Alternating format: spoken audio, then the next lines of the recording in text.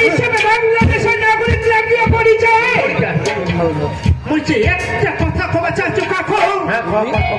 কি সেই কথাটা মনে হয় বলে বাবা কোহার মেয়ে সাহস পাও না এই কথাটা কি জানেন কি কম বাবা শেষ পর্যন্ত মনে হয় এই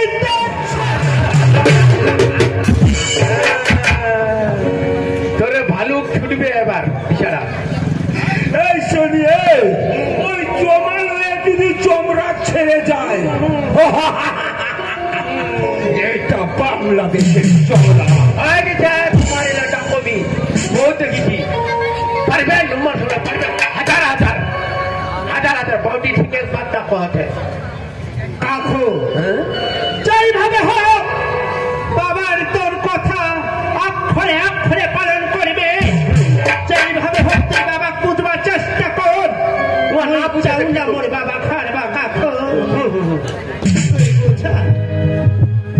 আচ্ছা কয় হাতে গেছি যদি বুঝে তো বুঝে আর না হলে যা মরক করে এ বড় ভাই এটি শুনো তোমার কি ডাকো তোমার থেকে বড় বড় ডাকুলা দেশ ছড়ে হ্যাঁ প্রাণ দিলে প্রধানমন্ত্রীরা হ্যাঁ দেশ ছড়ে চলে গেল শেখ হাসিনা হ্যাঁ বার্তা নেয় তোমার লাগে যে ডাকুলা এটা আরে হ্যাঁ খতম করে দিবি এই মুহূর্তে রাহেবটা লাগিয়ে এই মুহূর্তে আহত যাবা নাই বুঝলেন এই যে কথা না বড় লোকের আগত যান না আর ঘরার পচলে পাকা যান না ওরা ফুলবিলাতে লাট মারবে দিশা পাবনি আর যেহেতু আগিন খান জ্বলেছে বর্তমানে এই যে আগত জোয়াটা ঠিক হবে নি কয়টা দিনের জন্য গা ঢাকা বর্তমান বাংলাদেশের প্রধানমন্ত্রীও কিন্তু দেশ ছাড়া তাহলে তোমার এইভাবে লাদেনও একদিন গা ঢাকা দিয়েছিল এই দেশ থেকে ওই দেশ থেকে ওই দেশ চলে গেছিল কয়েকদিনের জন্য হলেও এই পাষাণ দেশ ছাড়বে তবে পাষাণ আসবে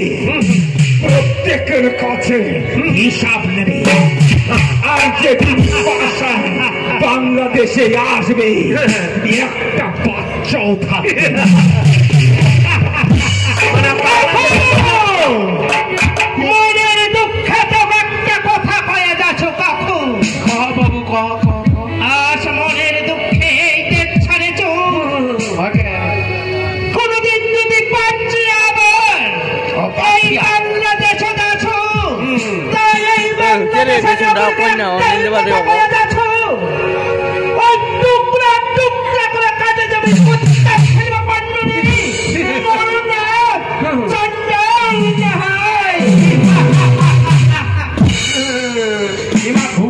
ফান দেখেনি